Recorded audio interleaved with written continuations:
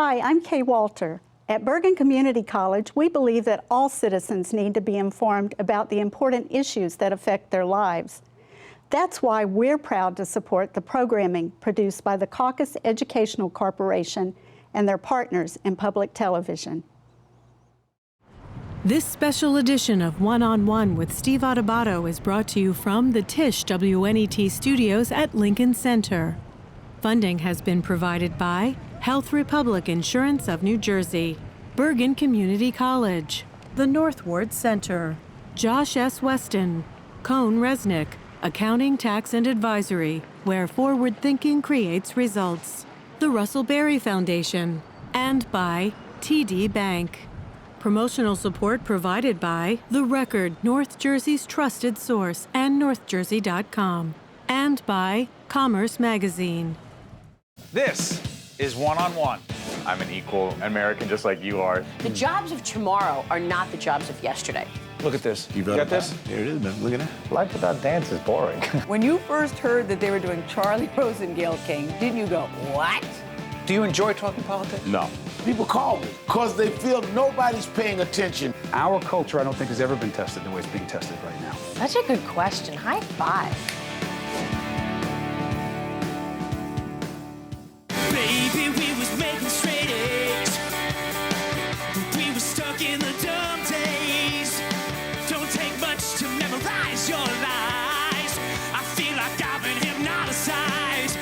And the magic man, he come to town.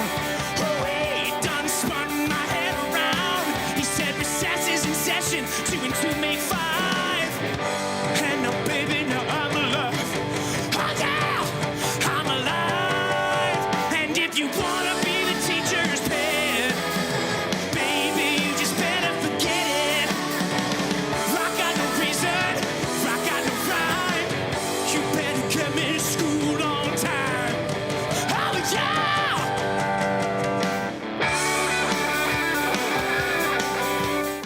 I mean, that's awesome. The School of Rock. That's Alex Brightman. Hello. Who's in the School of Rock, the musical. How great was that to see yourself there? Oh, I love seeing myself in the mirror, and it's always really strange to see myself. Especially, I'm always sweatier than I think I'm always ever gonna look. Yeah, I know that feeling. Tell everyone what is this all about. By the way, the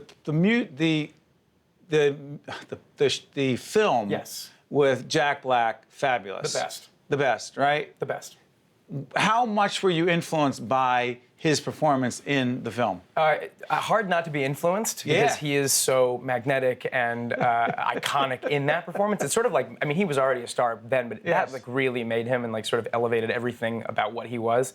And I can't do a Jack Black impression as hard as I would ever want to try. Remember that line he said, just because you're not in the band doesn't mean you're not in the band. Which is actually in the show.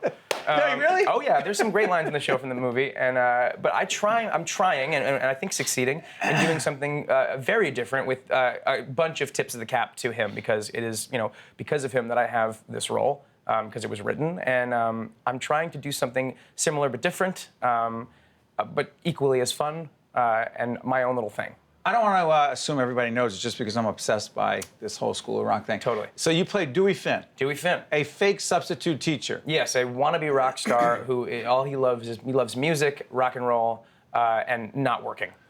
So he gets into this kind of predicament where he takes a job under a false name just to make a little cash. And when he finds out that the students he's teaching play music, he decides to utilize that for his own good and try to win a battle of the bands using him as his band. And he uses the kids. He uses the kids as the band, tries to teach them how to actually rock and not just play music, feel and not just play the notes, exercise whatever's in and bring it out, and teaches them sort of how to be free through music. Who are these kids? Who are these kids? They came from a different planet. These kids in the show are 9, 10, 11, 12 years old, and play better than any people I have seen play an instrument ever. There's a kid in our show who plays guitar who has played with the Allman Brothers. He played on Ellen. He plays with other artists just kind of naturally. Where are you going? I'm going to L.A. Why? I got to play with Greg Allman. They just found these kids. They did an open call. They did 22,000 kids applied and did an audition for Andrew Lloyd Weber and Julian Fellows and our director Lawrence Connor. Who's that name? Andrew Lloyd? Andrew, he's an up-and-coming composer. Jeez. I think he's really got something on his hands here. Yeah, I really hope he just keeps with it. Describe his role here. He's the composer and lyricist, and he wrote 14 original songs for the show. They kept 2 songs from the movie, which they have to because it's like sort of what the movie's all about. They're amazing. I think it's one of his best scores in years. It's fun, it's catchy, and he is so collaborative and wonderful. And that's what I think makes this score amazing, is that he kept asking, like, help me, and can we do this? He was engaged, involved. He's been there every day.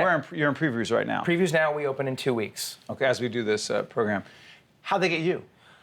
I don't know how they got me. Yes, you do. I mean, I know because I was there, but if I'm looking back on it, it was sort of never the plan, I guess. I guess they had a bunch of guys in mind, and I wasn't even close. I helped out with a reading of the musical, playing one of the kids just to help out, and they loved my energy, so they had me audition for the show. What else were you in before this? I've been in Matilda. I was in Big Fish, the original company. I was in Wicked for 2 years, and I did a show called Glory Days, which was my Broadway debut, which opened and cled in one night. No, it didn't. On Broadway, it did. How does that happen? Producers and weird, I don't know, really. Business. I've never really gotten the full answer. It was a weird experience. Where'd you grow up? I grew up in Saratoga, California. For 18 years of my life, and I've been here for 10. Knew you wanted to get into acting when? Or was it music? No, I didn't want to get into acting. I wanted to get into musical theater specifically because when I was 8, I saw Andrew Lloyd Webber's Cats at the Winter Garden Theater. No way! Yeah. And so now you're working with him? Yeah, 20 years later, I'm working with him at the Winter Garden Theater. Did you tell him that? Yeah, he knows that, and he's a cool dude. A lot of people, are terrified to talk to him because he's Andrew Lloyd Webber. He's like a thing and not a name. He's the coolest guy, and he's funny and sarcastic and a proper rock dude. He knows all about rock. He's awesome. I'm always fascinated by nerves. Mm-hmm. Me too. Do you have them? I do. I think if you don't have them, you're an alien. I think that I'm nervous right now. You are not. Sure I am. I'm always trying to think of things to say, and I teach a class for auditioning, and I say if you have nerves, the worst thing you can possibly do is to tell yourself you don't have them, because I think they'll strike back at the time when it's least convenient. I always think to just embrace that you have nerves and let it force you to make decisions that you would no longer make without them. Because they will pass. They will pass, but also they will also make you make choices on stage that you would never have thought of if you tried to push them away. More inventive choices, which I love, and I'm a big fan of improv, and which is one of the reasons I think I got this role too, is that I was able to invent. I'm sorry for interrupting. Sure. Do you find a lot of other younger folks coming to you and saying, quote, I want to do what you do? Yes. And asking for advice, as if they, no disrespect, but do they have any idea what you do, how you do it, and how you got to be where you are? They don't until I tell them. And I like to tell people, when people say, how do I get on Broadway? I said, you can't. I say, well, you have to write this, you have to write Mr. Broadway, and he lives at. No, but it's just. How do I get on Broadway? It's a question. The reason for asking is innocent, but the question is, I always say, don't think about Broadway. I just have always liked doing what I do, and at any level, I used to pay to do theater when I was a kid. You had to pay and paint sets, and I would still do that. And so the fact that I'm getting paid now at this level is just because I didn't get paid for that many years for all the hard work that I've done. And so I say it's just really you have to be able to sing and act and dance really well, and then do it consistently and really love it. Because there are people that can do all those three and then not love it, and that's disappointing and depressing. I remind myself sometimes. It's Broadway, but it's not Broadway because you're on Broadway. Yeah. I always remind myself sometimes that this studio is at 66th and Broadway. And I go, how do you get to Broadway? I'm here. It's very funny because how you get wherever you get has a lot to do with just working hard wherever you are. And I think to me, you ever think to yourself, the studios you've ever been in, the plays you've ever been in, that's part of where you. It's all part of it, because it's that the people go, oh, you're on Broadway, you get paid all this money, and you're like, yeah, but like for years I wasn't, and so like it's sort of like it feels like the big leagues. That's why. Sorry, nobody cares. No. Nobody wants to hear it. Nobody cares. By the way, real quick, your writing career. Yes, I have a writing career. Come on, tell me. Okay, I write with this guy named Drew Gasparini. He wrote a couple songs on Smash and he on NBC, and he is amazing. And so we're working on an adaptation of a Universal picture called It's Kind of a Funny Story. It was a movie, and we're going to make it into the stage adaptation. We wrote a show called Make Me Bad, which is about a girl who falls in love with a serial killer. And currently, really? In April next year, we are opening Mark Summers from the Food Network and Nickelodeon fame. We're opening his one-man show, which I wrote. And it's about his life being the messiest game show host in history, alongside being struggling with OCD. Really? Yeah, it's really, really nice. So and you don't touching do and enough, funny. do you? I don't even know when I have time to pee. You can't say that on public I'm sorry, broadcasting. sorry. Alex Brightman is an actor, of course, and he's a writer, does a lot of other things, and he doesn't have time to, Sleep. Sleep. Yeah. He's in School of Rock the Musical over at the Winter Garden Theater. That's correct. On Broadway. On Broadway. On Broadway. And we're at 66th and Broadway at the Tisch WNET studio. Thanks for joining us. Wish you man. nothing but the best. Appreciate it. Stay with us. We'll be right back Thank you, after sir. this. By the way, you can go to the bathroom after this. Perfect. Visit us online at steveadubato.org. Email us at info@caucusnj.org. Find us on Facebook at facebook.com/Steve Adubato PhD. And follow us on Twitter at Steve Adubato. It takes a certain kind of crazy to open a restaurant in New York City, where such ventures are almost guaranteed to fail. Yet Gabrielle Hamilton went ahead and, defying all logic, opened the tiny, intensely personal Prune. And Prune, from the beginning, defied all conventional wisdom. The menu was autobiographical. Pretty much what I cook here is like what we ate growing up. Relaxed, unpretentious, and at all times, her way. Man, I know that voice, and I see that face right there. Gabrielle Hamilton is the owner and chef over at Prune Restaurant, and featured in the new season of the great PBS series, The Mind of a Chef. By the way, whose voice was that? Anthony Bourdain. Yeah. You just told me before we get on the air that you are a quote-unquote reluctant chef. It's never what I wanted to do, but I ended up in the kitchen as a sort of 12-year-old dishwasher, and then, somebody throws you in salads, and then the next thing you know, you're on the hotline, and suddenly a whole life is lived. What did you want to do? I wanted to be a writer, and so now I've become one. That's a remarkable serendipity, but it was not what I thought was going to happen. I had to have a job, so I worked in kitchens, and then somehow I got a first paid writing gig after I opened a restaurant, after I'd already said goodbye to the possibility of writing. And then now it's become a large part of my workday. Tell me about this new series, or tell me about the PBS series. Have you seen it? Yeah, I've seen clips. It is so fine. It's Mind of a Chef. It's really expansive. It gives the camera long gazing moments on things that you would never be allowed to do in regular television, like long shots of eggplants or the field of wheat where the grain is grown. We're seeing it as you're speaking right now. Keep talking. And it's unlike other television in that it really lets you expand and be the nuanced you and not the sort of soundbite you that I think a lot of television tries to kind of reduce you down to and make you kind of extreme. Anyway, it's very beautiful, it's very funny, it has a lot of poetry and art and humor. There are cartoons and animation and, in my episode, deep philosophical thinking. What do you want viewers, and everyone takes something away from it, something different away. What do you want most viewers to take away from this series?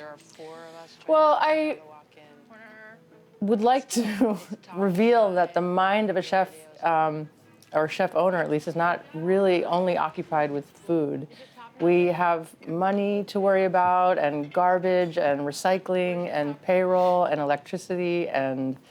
I'm sorry, were you talking about public television? Yeah. So you're lucky on the days when you get to sort of ponder the fish and caress the art. lettuces. Yeah, there is art, but there's a lot of drudgery. I'd also like to show how much hard work there is. It's not glamorous. It's very factory work-like can be. Well, I often ask great artists, people who are really talented like yourself, who also are entrepreneurs, question about the balance. And I don't even know if it's a delicate balance, but it's a necessary balance between being an artist, as people see you right now, on doing what you're doing from the series, and the business side. Because I am fascinated by that, because I always say in public broadcasting, if you don't succeed on the business side, you don't get to sit in this chair and do this. You just don't. Say someone says, well, I'm a great interviewer. I say, congratulations. Now go out and raise the money for the series. Yeah. And I can't imagine that a Prune or in any other successful restaurant, a chef can just say, I'm really great, now you go out and take care of that. Does it work that way? I think you really, any excellence comes with so much infrastructure that even if you're the romantic watercolor painter, you got to show up every day, you got to clean your brushes, pick the right paint, pick the size of the canvas, etc. So it's the discipline of excellence is really. Where do your business skills come from? On the fly. Come on, seriously. My butt. They came from my butt. Did you go to business school? No. You didn't go to business school? And you're a reluctant I'm chef. That's some combination. Urchin. I'm a to be this successful? Seat of my pants. Well, it's not like we make a ton of money, but we do pay the bills, and we've been in business for 16 years, which I think in restaurant years in New York is kind of like dog years. Like we're 99, in fact. But yes, it succeeded in. I think by hard work and attention to detail and work ethic, but not because I went to business school or knew the formula. That's surely not the case. Who taught you to cook? I think I really learned to eat from my mother. I have a French mom, and she made us eat, which kind of sounds sadistic now, but when we were kids, kind of with her war memory mentality, we ate a lot of bones and innards and offals and stinking, oozing cheeses. She's French, and things from the garden or the farm. So we grew up eating what is now considered sophisticatedly. And to cook, I think that's also been sort of on the job. So I never went to cooking school, but I certainly started as a dishwasher, and I've worked in many kitchens, some of them awful. But I think that's another way to learn also kind of negative inspiration if someone's keeping a very dirty kitchen or you know what not to do. Prune has been around 16 years. I know. It's iconic. People talk about it all the time. Before I let you go, what makes it special? I think it has a strong personality that it never wavers from. It always tells its truth, if that makes sense. It doesn't follow a trend. It's kind of classic and opinionated, and so we have sort of devoted followers, clientele. Well, whether you're reluctant or not, whether you went to business school or not, you're great at what you do, and we thank you for joining us in the public television family. Yeah. And the series is called The Mind of a Chef on PBS, and the restaurant is called Prune, and Gabrielle Hamilton is the owner and chef there. Thank you so much. Thanks for having me. Stay with us. We'll be right back right after this. Thank you. Visit us online at steveadubato.org. Email us at info@caucusnj.org. Find us on Facebook at facebook.com/Steve Adubato, PhD, and follow us on Twitter at Steve Adubato. How many of us have started a diet that suddenly crashed or begun an exercise routine that quickly dropped off? Most of us know the small things we can do to improve our health, but for some people, the struggle to lose weight can feel like an impossible dream. So what are the weight loss options for the staggering number of obese individuals in our country today? In this next segment, we weigh our options for losing weight and finally keeping it off. Next on Life and Living. Good morning. Hi, good morning. Dr. Wasser, nice to meet you. Hi, Dr. Wasser, nice to meet you. Dr. Wasser, when a patient comes to see you who's obese or who's simply trying to lose weight, where do you start? Well, the first thing you want to know is how long they've been obese. Have they tried certain medical attempts to lose weight? But most of the time when they come to me, they're really ready to have surgery. They've been obese for many years, they've tried everything, and they really want to change their life. What are the indicators that you look for that say, yes, this person is ready for surgery, or no, they're not ready for surgery? Well, first of all, there are weight requirements by the insurance company. So, for example, you have to have at least a BMI greater than 40, which is usually at least 100 pounds over their ideal body weight. Also, another criteria would be they have to have what's called comorbidities, which would be your diabetes, your hypertension, your sleep apneas, high cholesterol. So when they're not ready for surgery, how do you advise them? What are the steps you take? And usually I'll tell them to seek a nutritionist, because I think that's really, they're professionals, they really know how to get patients to have a strict diet, and to try that first then. Gail, when a patient comes to see you who's feeling really frustrated with their inability to lose weight, where do you start? Well, I first start talking to them about their lifestyle, their habits, their past experiences, their level of motivation, their potential for exercise. There's a lot of things that we have to figure out first because weight management is something that's very individualized. How do you first address and figure out what a patient is doing wrong? I need to find out what they do on a typical basis, so I ask them, tell me about breakfast, lunch, and dinner, tell me about snacking, about beverages. How are you dealing with Monday through Friday work week versus weekends? How important is it to cook or not cook? How often are you eating out? What things go on during the day that get you off track? I'm here with Lisa Farmer, who underwent bariatric surgery to lose weight. Lisa, prior to undergoing bariatric surgery, and you did the gastric sleeve, how had you tried to lose weight? Well, I tried lots of different things. Some of the fad diets, I would try working out. I tried dieting online. How were you eating prior to making this change? I was eating fast food on a daily basis. At one point, I calculated monthly how much I spent in fast food, and at 1 month I spent over $600 in fast food. What was the defining moment for you when you said, everything that I've been trying is not working, and I need to go in a different direction, and I need to consider surgery? I was 43 at the time. I was looking at middle age and looking at my longevity as far as my life, and I didn't want weight loss to be the one thing that stopped my life. So at that point, I made the decision to have weight loss surgery. Let's say the patient is ready for surgery. What are their options? Well, there are 4 options for surgery. The newest option over the last about 5 or 6 years is the sleeve gastrectomy. And what you're doing is you're actually removing about 80% of the stomach. So the stomach is like a thin tube. And it works really 2 ways. One, it's very restrictive in the amount of food one can eat, so they get full extremely quickly. But more importantly, there's a hormone that we produce here called ghrelin, and about 90% of ghrelin is produced there, and you're removing that area. So the patients aren't even that hungry afterwards. What does ghrelin do? Ghrelin is your satiety hormone, your hunger hormone. So when it actually rises, that's when you start to get hungry again. But what happens in these patients, it actually drops down to low levels and doesn't rise for a slow period of time. So for a long period of time, they have to actually think about eating. In order for a patient to have the best outcome, how do you work with them prior to the surgery and then follow up to the surgery? Well, one important aspect of our program is we have a support group, and we meet twice a month.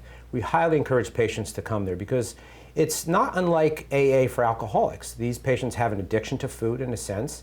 If they can come to these meetings and get reinforced every time, that certainly helps them a lot. The surgery does work, but the other part of it is they have to really change the way they eat. They have to change their mindset. And if they can do those 2 things, add exercise, they'll do very well. How did you approach the weight loss surgery in terms of your food and your exercise? What did you do leading up to the surgery? I knew that it was going to be a lifestyle change. I wanted to be successful. I didn't want to go through surgery and then not be successful. So I was going to the support group twice a month. I hired a personal trainer prior to the surgery to help me because I didn't know what to do, and I just felt like having a personal trainer would help me. And they could keep me on track. I had someone to be accountable to. How much of this process of a patient losing weight is emotional? Very much emotional. Emotional eating has been a big problem for many individuals with issues regarding controlling their weight. Sometimes it could be depression, and when you're depressed you may eat too much or you may not eat enough. And when it comes to, not being able to control yourself, a lot of it is just getting in a situation to be more mindful of everything that you do. We often recommend keeping food records just to be aware of that. Measuring how hungry you are and asking yourself questions. Is it hunger or is it having a bad day? I feel like food for me was comfort. And if times were hard, I found myself in the refrigerator or in the cabinets looking, or at the fast food restaurant, learning how to deal with those emotions and eliminate the food. That's what I learned going to the support groups, how to replace food when I'm feeling certain ways. How do you replace food now? I take a walk, I drink water, I might run. Food is good, but not the way that I used to eat it. So when I look at food, I'm looking at the healthy part of food. When I eat my food, that's because I'm hungry and I need to eat to fuel up. In the beginning, I had a plate that was divided into sections, a toddler plate, and with the toddler fork and the toddler spoon, so, you know, and it helps. But again, in the beginning, all those things were very important to me. I needed those tools to be successful. I don't use them as often, but I still eat on the small plate. Holidays and stuff like that, I still carry my plate with me, and my family members, they laugh at me, but they understand because it's important to me. Describe your approach to fitness after going through the surgery and after working with a trainer. I do a lot of running. I just love it. It's good for my mind. If I'm running those 3.5 miles from my house through the park, it's an awesome feeling because I do things now that I never dreamt of doing. I ran a 5K, you know, in 34 minutes, my very first one. Describe that feeling. It was amazing. I mean, my trainer, she ran with me, but if someone would have said to me a year prior that I would have ran a 5K in 34 minutes, I would have never believed them. I cried as soon as I got past the finish line. I mean, I couldn't even stop. The tears just came down. It was such an accomplishment. One on One with Steve Adubato has been a production of the Caucus Educational Corporation, celebrating over 25 years of broadcast excellence. This special edition of One on One with Steve Adubato is brought to you from the Tisch WNET studios at Lincoln Center. Funding has been provided by Health Republic Insurance of New Jersey, Bergen Community College, the North Ward Center, Josh S. Weston, Cone Resnick, the Russell Berry Foundation, and by TD Bank. Transportation provided by Airbrook Limousine, serving the metropolitan New York, New Jersey area. I will. It's the oath of those strong in character. A call to build our own dreams, not someone else's. Doing whatever it takes to create a better way. This is Health Republic, a not-for-profit co-op health plan created to give us control of our own health care. So we all have the support we need when it's time to say, I will. Health Republic. Live independently healthy.